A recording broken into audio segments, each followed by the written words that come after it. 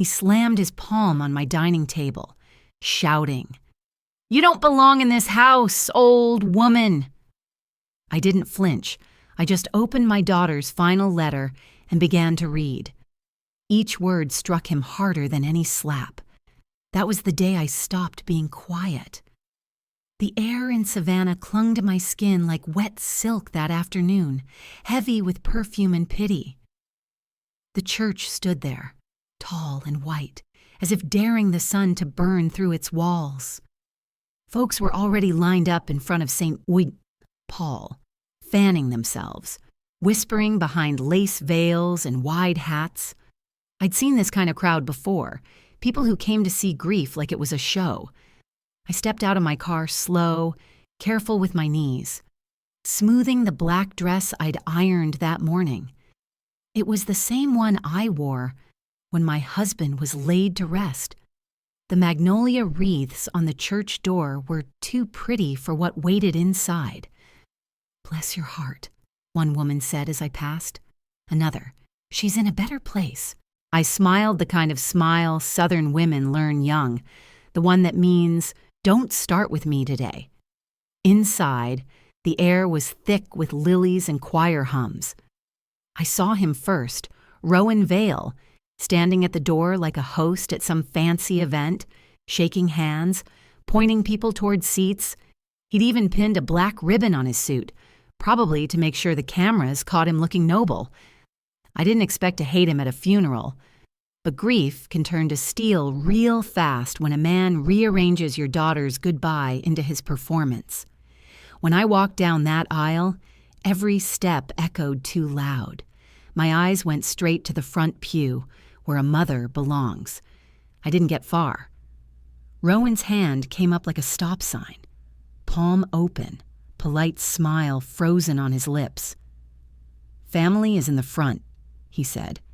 His voice was low, but people nearby turned their heads anyway. "I am her family," I told him. My throat was tight, but my voice came out steady. He smiled wider. "Leora's immediate family." His hand didn't move. Behind him, an usher I'd known for 20 years stared at the floor.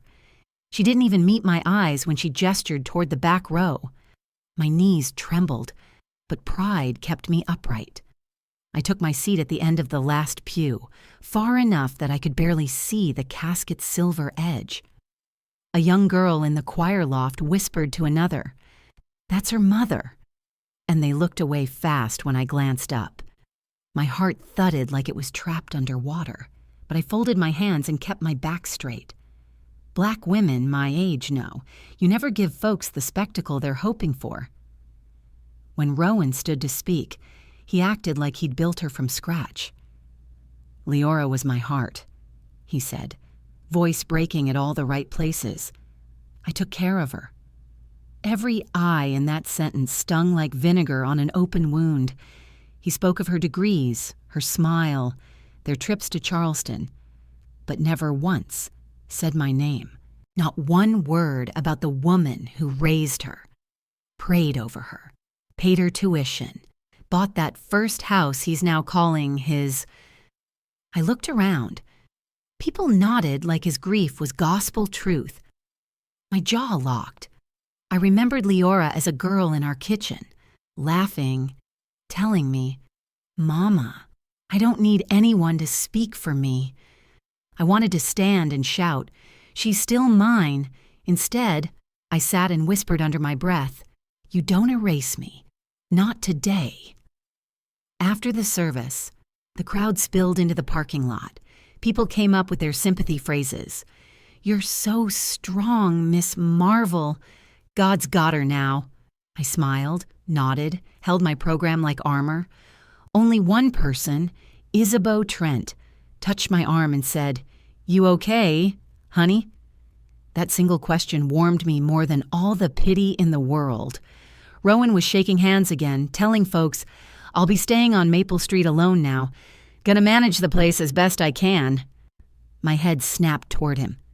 Maple Street was my house, the one I'd bought after my husband passed. I felt the shift in my stomach, grief giving way to something sharper. He walked up, smiling, handed me a folded paper like it was a thank you card.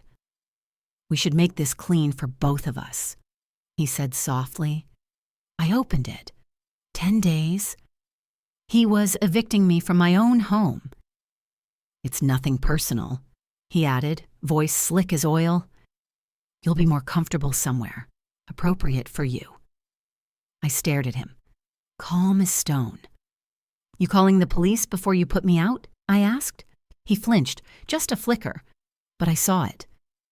"Don't make this ugly in front of people," he whispered. I folded that paper slow, tucked it into my purse like a receipt for something I planned to return. I looked him dead in the eye and smiled. That was the moment everything changed. When a man thinks you're too tired to fight, that's when he shows you who he really is. I walked out of that church holding a funeral program in one hand and an eviction notice in the other. The sun hit my face, and for the first time all day, I breathed steady. He thought he'd buried me along with my daughter. He was wrong. When I pulled into the driveway on Maple Street, the sun was melting into the marsh, turning everything lavender and gold. My house stood quiet under the moss-draped oaks. The porch light flickered like it wasn't sure whose hand would flip the switch tonight. I still had the funeral program on the passenger seat, creased from my grip. The eviction notice was tucked in my purse, burning like a secret. I unlocked the door slow, the same brass key I'd held for 20 years, sliding home smooth. He might call it a marital residence. But this house still knew my touch. The air hit me first. It didn't smell like lemon oil or Sunday dinners anymore. It smelled like that fake coastal linen candle Rowan bought at Target, the kind of scent people use when they're covering something up. The hallway felt hollow. Frames were gone. Nail holes naked on the wall where baby pictures used to hang. Leora's laugh used to echo here. Now it was just the hum of the refrigerator. "Let me tell you something," I murmured to no one. "When a man starts cleaning up before a woman's cold in the ground, he's not mourning, he's preparing." I walked through every room slow, not like a guest, but like a witness. My grief had edges now. Leora's bedroom door was half closed, as if it were trying to keep the truth in. I pushed it open and froze. Drawers were pulled out, clothes folded wrong, too neat, too new. Her jewelry box sat open, the little ballerina missing her arm. On the desk, her laptop waited, plugged in, screen dark. I sat on her bed, felt the dent where she used to sleep, and whispered, "Baby, what did you get yourself caught up in?" I knew her passcode. Mothers always know. But when I opened it, the screen looked wrong, clean, empty. No pictures, no documents, just silence in digital form. One folder was left, for Mom. I clicked it. Nothing inside. My breath caught.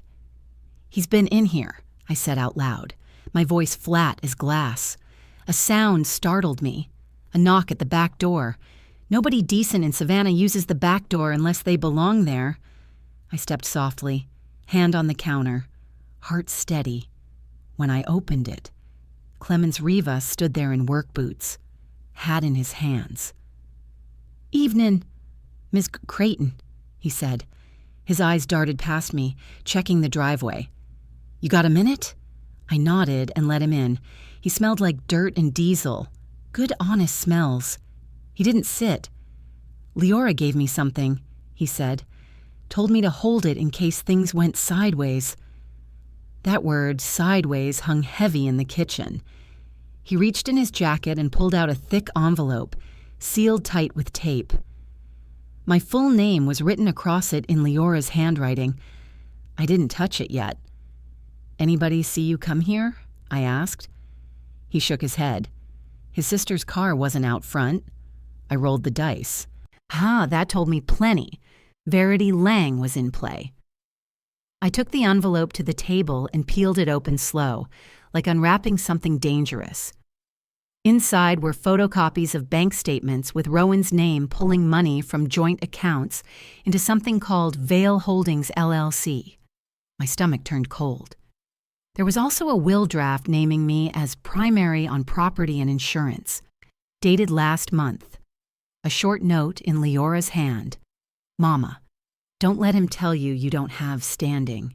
You do. I pressed that note flat with my fingers. So you knew, baby, I whispered. Clemens cleared his throat. Ms. Creighton, I didn't want to get in it, but I saw how he talked to you today. Ain't right. His eyes flicked to the paper on my counter, the eviction notice. That fool forget whose name's on the deed? I smiled without joy. He's about to remember. I grabbed a pen and notepad. At my age, you write things down before the lies start spreading. I copied every account number, every date. The withdrawals started before the accident. My baby wasn't even gone yet when he started siphoning her life. I traced Leora's signature on one form. That's not her L, I said quietly. My chest felt tight, but not from tears, from calculation. He's not just cruel, I said to Clemens. He's erasing us. He leaned forward, voice low. You're not alone in this. Miss Creighton. I met his eyes. I know, but he doesn't. When he left, I locked the back door and stood alone in my kitchen. I laid the eviction notice next to Leora's note, his threat beside her warning. My hand shook once, then stilled. Tomorrow, I told the empty room. He's going to find out I can still stand up. The candle flickered out just then, like even the house was listening. The next morning, the light over Maple Street was too bright to be kind. I sat at my kitchen table with a cup of black coffee, the envelope from Leora, and that fake eviction notice spread out like evidence. Yesterday, this had been a breakfast table. Today, it was a war table. I had written every account number from Leora's copies on a yellow pad, circled the ones that didn't look right. Married money has rules. If it's shared, both names stay on it. Rowan didn't respect rules. He rewrote them. I practiced my words while the coffee went cold. You moved joint funds into your private account while my daughter was still alive. I whispered it, steadying the tone, not the feeling. At my age, you learn not to raise your voice, you sharpen it. I placed my phone on the table, screen down, camera open. I wasn't planning a scene. I was preparing a record. Around 10, I heard his car door. He came in without knocking, like a landlord checking on property. Morning, he said, too casual. He wore a fresh blue shirt, hair slicked back. I thought, grief never looked this groomed. He glanced around, pretending surprise I was still there. I'm meeting with a realtor later, he said. We'll need the downstairs cleared by Friday. You can take the small room upstairs till you move out. I stirred my coffee once, slow. You're not talking to me like I'm company in my own kitchen. He smiled the way a man does when he's sure he's right. Marvell, I know this is a lot for you. That tone, half pity, half management, set something inside me still. You emptied her accounts before she died, I said. No tremor, just truth. His hand froze mid-air, then dropped. What accounts? I opened my pad. That one ending in 3742. Used to have both your names. Last winter. Now it's just yours. I met his eyes. Don't lie. I've got copies from before and after, with movement dates. He blinked, pretending confusion. Leora told me to move that money. We talked about taxes. You couldn't keep up with this house. She didn't want you going broke. I leaned forward, elbows on the table. You gonna stand in my kitchen and use my child's mouth to sell me a lie? His smile cracked. He looked at my phone. He saw the lens. I tapped the table once, just enough to make him know I knew. "Careful," he said softly. "People already think you're fragile. Grief makes folks paranoid." I almost laughed. "See that? First thing a man does when he's caught, calls a woman crazy." I sipped my coffee. "I am not confused. Rowan, I am documenting." He stepped closer, trying to loom, but I didn't flinch. "You can't afford this place anyway," he said, voice sharp now. "Leora and I carried you. You should be grateful I'm letting you stay a few days." And there it was, the story he'd been telling Savannah. I felt it land, clean and cold. "You better stop talking like this house is your retirement plan." He straightened. "You've got 10 days. Marvel. I'm not arguing this again." I smiled. "You miscounted. You're already out of time." Something flickered behind his eyes, panic trying to hide under pride. He didn't like not knowing what I meant. He grabbed his keys and left, slamming the door behind him like it would erase my words. When the echo faded, I sat back down, opened my phone, and started taking photos. Every document, every number, every page. "Paper tells no lies," I said quietly. I lined up the eviction notice beside Leora's note, his threat and her truth shoulder to shoulder. I thought of her voice, calm and certain. "Mama, you have standing." I took a breath, looked straight into the camera, and said, "If he wants to make it public, then we'll make it public. He thinks I'm the quiet kind of woman. He's right about quiet, wrong about kind." By Thursday afternoon, Savannah had already made up its mind about me. You don't need Facebook in this town for gossip to spread. You just need one woman in the Winn-Dixie produce aisle whispering to another. By the time I finished my second cup of coffee, the phone started ringing. "Hey, baby, you all right over there? You need somebody to come sit with you tonight?" They said it soft, like concern, but that undertone was sharp as vinegar. When folks ask if you're safe, what they really mean is they heard you're not stable. That's an old Southern trick. Make a woman sound fragile, then take her keys. I scrolled my phone and there it was, Rowan's post, a long, syrupy tribute to Leora, with pictures of him looking broken but beautiful. "Still standing strong," he wrote, "taking care of my grieving mother-in-law, who's been having a very, very hard time emotionally." The word fragile was right there in black and white. My coffee went cold in my hand. "Fragile," I said out loud, like I was tasting poison.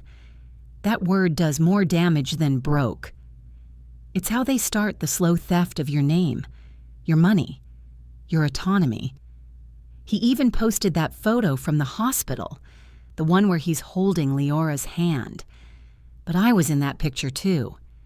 He cropped me out. He thanked Verity Lang for stepping up to manage things around the house. Verity is not family. She's his sister. That's how men rewrite history, one photo crop at a time. I told the camera in my mind, he's not grieving, he's campaigning. Every like and prayer hand emoji was another brick in his image. The comments read, "You're such a strong man. Rowan. Leora was lucky to have you. God bless you for looking after her mama. Looking after me? He's the one I need protection from.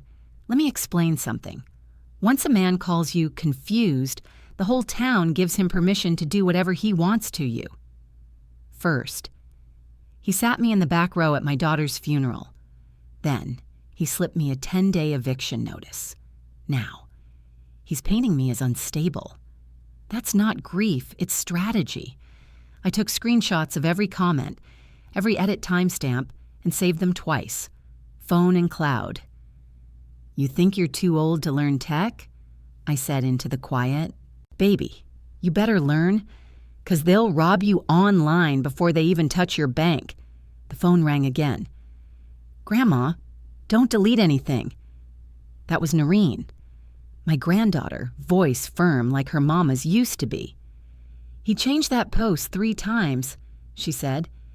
"Each version makes you sound worse." I could hear the clicking of her keyboard. "He's building a paper trail online. Grandma, if he can prove you're not safe, he can move on the deed." I swallowed hard. "You keep those copies somewhere that ain't his Wi-Fi, you hear?" "I already did," she said. "And Grandma, he posted a picture dated last night that's actually from August. He's faking the timeline." That child was sharp. "You just keep receipts, baby. That's how we survive." After we hung up, I sat still for a minute, listening to the hum of the fridge and the lies echoing across town. My mama used to say, "Don't air dirty laundry." I believed that for 69 years. But this ain't laundry. This is theft dressed up in sympathy. I picked up my landline and called Isabeau Trent. When she answered, I didn't bother with pleasantries. "He's moving money. He's trying to paint me crazy. And Savannah's buying it." I didn't ask her to fix it. I just put truth in motion. In this town. That's how you start a storm. As the sun slid behind the oak trees, I closed my blinds and looked around my kitchen, my command post.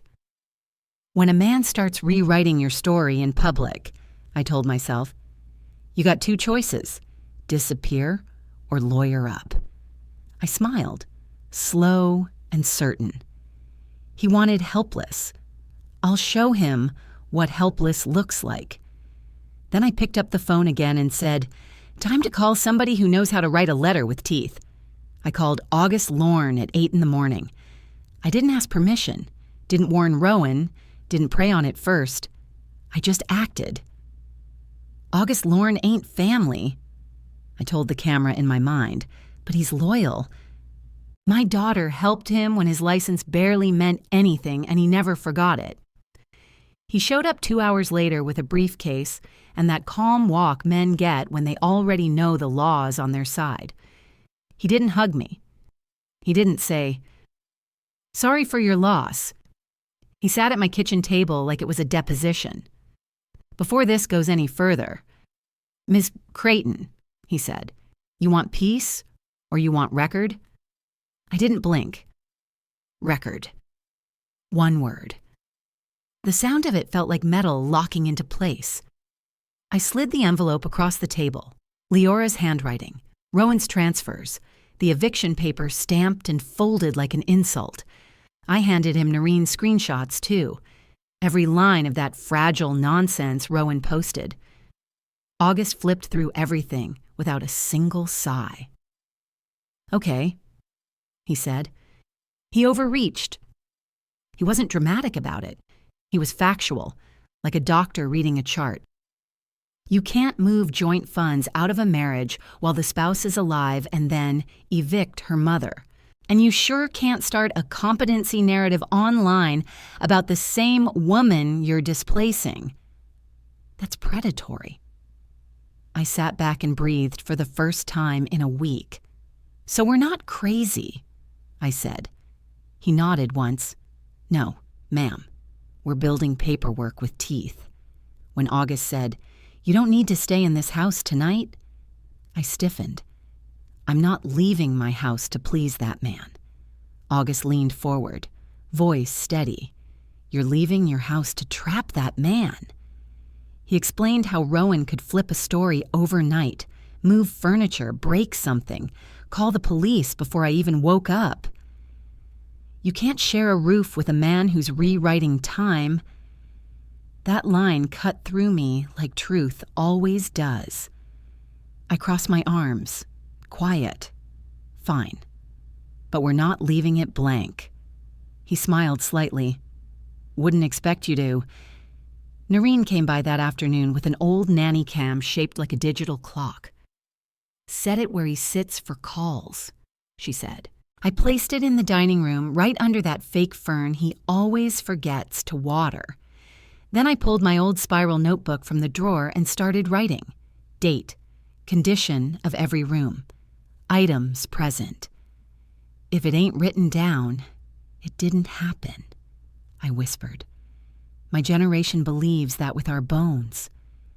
I closed the book and said softly, he thinks I left scared. He doesn't know I left witnesses. By sundown, I walked out with one rolling suitcase and my purse. Not running, relocating. Isabeau Trent opened her door 2 houses down and said only, "You hungry?" That's how women like us offer sanctuary, with supper, not speeches. I sat on her couch, my back straight, watching my own porch light from her window. See, I told the audience, sometimes safety looks like a woman next door who'll notice what time your lights went out. Night fell like a held breath. My phone buzzed, a text from August, papers moving. Don't answer that door unless it's me or uniform. I looked across the street and saw Rowan's car pull up, headlights cutting through my curtains. He went inside, pacing like a man who still believed he was untouchable. I smiled to myself. He didn't know the dining room clock was watching. He didn't know the law already had his scent. Peace, I murmured, is when you stop arguing with a liar and start letting other people hear him lie. I took one last look at my porch, still glowing against the dark, and said, tomorrow morning, Rowan Vale's going to get a knock on that door, and it's not going to be me. Before sunrise, Savannah was holding its breath. From Isabeau Trent's front room, I watched my porch light cut through the mist. The air smelled like pine and salt, the kind that clings to your skin before daylight burns it off. Isabeau didn't speak. She just set a mug beside my hand, steam curling into the dark. I sipped and said, at my age, you stop yelling at men. You just let them walk into their own paperwork. She nodded once. No comment needed. August had texted me the night before. Timing confirmed. Stay put. I didn't say police to Isabeau. That would make it gossip. This wasn't gossip. It was execution. I whispered the words I'd promised. Tomorrow morning, Rowan's going to get a knock on that door, and it's not going to be me. At 6:12, it happened. A patrol car rolled up quiet. No siren, no lights, just authority in neutral. 2 uniforms stepped out with 1 man in plain clothes. They didn't rush. They walked like the truth was on schedule. They went up my steps, the same ones Rowan once told me to stop sweeping like the help. Now they were his steps to answer for. From Isabeau's window, I could see everything. They didn't bang, I whispered. They knocked like gentlemen. Rowan opened the door in sweatpants, eyes puffy, still half dreaming of control. When one officer said, "Mr. Vale?" he tried to shut the door halfway, managing tone already in his mouth. The officer held up a folder. "We're going to need you to step back inside, sir." I felt Isabeau's hand on my wrist. "There it is," I murmured. She didn't blink. Inside, I couldn't hear the words, but I knew the rhythm. That was my dining table they were standing around, the same one where August and I laid out every document like chess pieces. I imagined Rowan's face when he saw August walk in behind the officers, calm as Sunday service, papers in hand. He looked at August the way men do when they realize a woman they underestimated has called in backup with a badge. August spoke the way he always does, direct. "We're here regarding signature discrepancies and asset transfers." That phrase sounded like thunder if you knew what it meant. I told the audience in my head, you can't hide behind grief when your paperwork's crooked. Rowan tried to bluff, saying, "This is all a misunderstanding. My mother-in-law's been under stress." August didn't even look at him. He laid out Leora's updated directive, her name, her fingerprint pressed in ink, the notary seal fresh and dated. "This document supersedes any prior claim," he said. I whispered, That's my baby's mark." One of the officers read from a sheet, "Mr. Vale, you are not to represent this property as solely yours or remove items pending review." Rowan's voice cracked. "She's confused. She's lying." And I thought, there it is again, the word he hides behind. The officer's reply sliced clean. "We're not here for her mental state. We're here for chain of custody." That's the sound of dignity being restored. Outside. A neighbor slowed their dog walk to stare. Another one pulled out their phone. Rowan didn't notice. His perfect image was bleeding in real time. He raised his voice again, but August stayed cool. "We're asserting rightful occupancy and elder exploitation," he said, each word carrying legal steel. When they told Rowan not to touch a single thing in that house, I saw the shift, the realization that he wasn't the man in charge anymore. I turned to the audience in my head. He wanted to make me the crazy widow. By lunchtime, he'll be the man on Maple Street with cops at his door. August stepped out, saw me across the yard, and said softly, "Ms. Creighton, you're protected for now." I nodded once. Protection wasn't the end. It was the beginning of exposure. I looked back at my porch, mine again, in spirit if not yet on paper, and whispered, "Baby, your husband just found out I'm not his problem. I'm his consequence." Phones were out everywhere now. Savannah had a new story to tell. By noon, Maple Street had changed its temperature.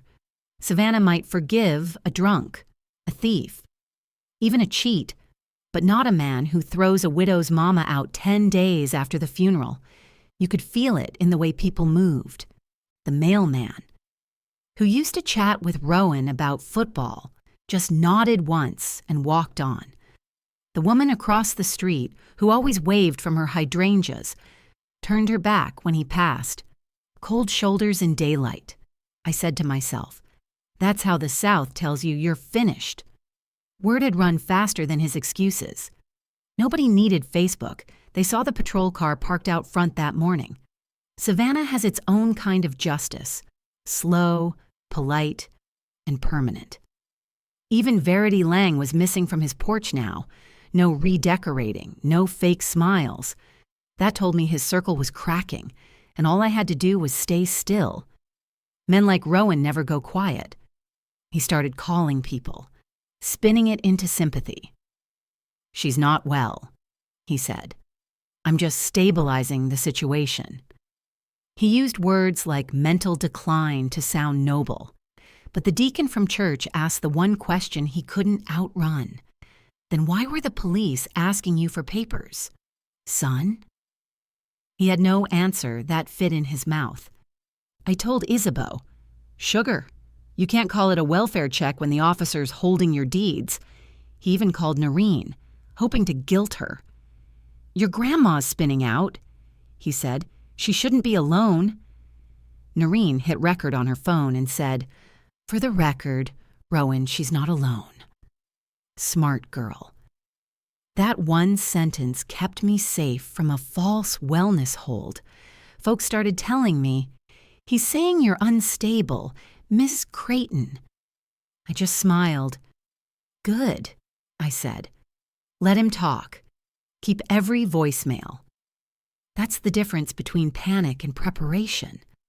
Later that afternoon, August Lorne walked beside me through my own front door. Not sneaking, entering. We sat at the dining table, the battlefield of every chapter in this story. He slid me a copy of the legal notice served that morning. Rowan was barred from selling property, moving funds, or touching shared accounts. "He's boxed in," I said. August nodded. "He can't move cash, can't shift assets, and if he calls you unstable now, that reflects right back on him. There's record." I told the audience in my head, record means this: if a man lies about you today, tomorrow that lie's evidence. Then August asked something no one else had dared. "Ms. Creighton, What do you want besides the house? I sat back, fingers tracing the table edge. I want my daughter's name clean, I said. I want it clear she wasn't married to trash. August studied me, then reached into his briefcase and laid down an envelope. My heart stopped. My baby's handwriting. Leora's curls and loops. Clear as breath. The funeral director handed me this, August said. It was in her end-of-life file. I stared at it, not crying, just remembering the smell of her hair when she was little. I opened it. Her letter wasn't poetic. It was practical. Just like her. 3 truths inside. Mama keeps the house. Tell her the money was partly hers. And don't trust Rowan's charm. He likes crowds, not commitment. I whispered, "Thank you, baby." Then I looked at August and said, "That letter gets read to him. Today. Be careful," August warned. He might twist this into harassment. I smiled. "Then you stand there with your bar number and call it what it is." Isabeau told me half the church ladies were already whispering. Why was that man so quick to call her crazy? Once the church starts asking that, your name is toast. "See," I said to her, "the law annoys men like him, but gossip terrifies them." That evening, I stood in my kitchen doorway, Leora's letter in my hand, my table, my chair, my voice steady. Rowan was inside, still pretending he had control. I said one word, "Sit." He smirked. "Marvel. If this is about money." I cut him off. "This is about respect. Rowan, and about my daughter speaking for herself." I placed the letter flat between us and said to the audience inside my chest, "He stole her money. He tried to steal my mind, but tonight, he won't steal her voice." And then I started reading my baby's last words out loud. I sat at my dining table, sunlight catching the rim of my coffee cup. August Lorne stood behind me, hands folded, silent as a sentry. Rowan Vale sat across from me, arms crossed, chin tilted like arrogance could save him. I told him, steady as prayer, "I'm about to read you something. You don't interrupt my child." His smirk faltered when he heard me say, "my child." I opened the letter. My voice didn't tremble. "Leora said I keep the house. I'm not a guest. Leora said if there's a money fight, folks need to know that money started as mine. Leora said Rowan likes looking good in public. That's not love." He tried to interrupt, but I kept going. You could see the color drain from him, pride melting into fear. By the last line, his mouth was shut tight. I finished and slid the letter to August, not to him. "That's what she said," I told him. "That's her voice. And every time you call me confused, I'll make sure folks hear her instead of you." August didn't have to clear his throat or flex authority. He just reached into his folder and laid a document on the table. "Mr. Vale," he said evenly, "you are now under formal notice. Any attempt to remove Miss Creighton from this property, alter joint accounts, or claim ownership will constitute exploitation of a surviving spouse and elder abuse under Georgia law." Rowan barked. "This is my house," August replied. "Incorrect. The property is under active protection. You have been advised, and you are being recorded as advised." That phrase stopped him cold. I didn't blink. I sat there like marble. My silence filled the whole room. "Now," I said, soft but final, "if you keep telling people I'm unwell, you're not helping me. You're building evidence against yourself." He didn't answer. He didn't have to. Silence counts as acknowledgement. When the legal talk ended, I stood. My feet knew exactly where to go. I walked through each room, naming it aloud, Kitchen, den, hallway, pantry, reclaiming the air itself. I took the photo of Leora and me that Verity Lang once boxed away and hung it right back on the wall. "That's where it stays," I said. I opened the closet, pulled the keys down, and slipped Rowan's copy off the ring. He stared, red-faced. "You can't lock me out of my own. It's not your own sugar." I cut in, voice cool as glass. "And from now on, you don't walk through any door in this house unless I say so." I looked straight at him. "I'm not begging to stay. You're lucky I'm letting you leave on your feet." I led him to the front door, hand resting on the frame. The memory hit hard. Him standing there months ago, waving that eviction paper like a badge. I smiled faintly. "Rowan," I said, "I'm going to say this the way you said it to me. You have 10 days to clear your things from my house. 10, not 11. After that, it's considered abandoned." He tried to laugh. "You can't do that." Already did, where I said, "Ask your lawyer if you still got one." And then I called him sir. Not baby, not Rowan. Sir. I opened the door and let the light hit him full in the face. He stood frozen, pride cracking in daylight. I closed the door, not a slam, just a final note. Quiet justice. By sunset, the house was still again. I sat on my porch with Leora's letter folded in my lap. The cicadas hummed their approval. "People think winning means fireworks," I said to the night. "No. Sometimes winning means sitting on your own porch, sipping your own tea, with no one standing over you." The ache of missing her stayed, but the fear was gone. "Victory don't fix the hole," I whispered, "but it sure keeps the wrong people out of it." I looked at her picture in the window and smiled. "Baby, Mama handled it." The porch light came on, and for the first time in a long while, the house exhaled. As the porch light flickered, a car slowed in front of my house. I recognized that engine's hum, Rowan's truck. But he wasn't alone this time. A shadow moved in the passenger seat, holding something that glinted under the streetlight. I whispered, "Lord, what's he bringing back now?"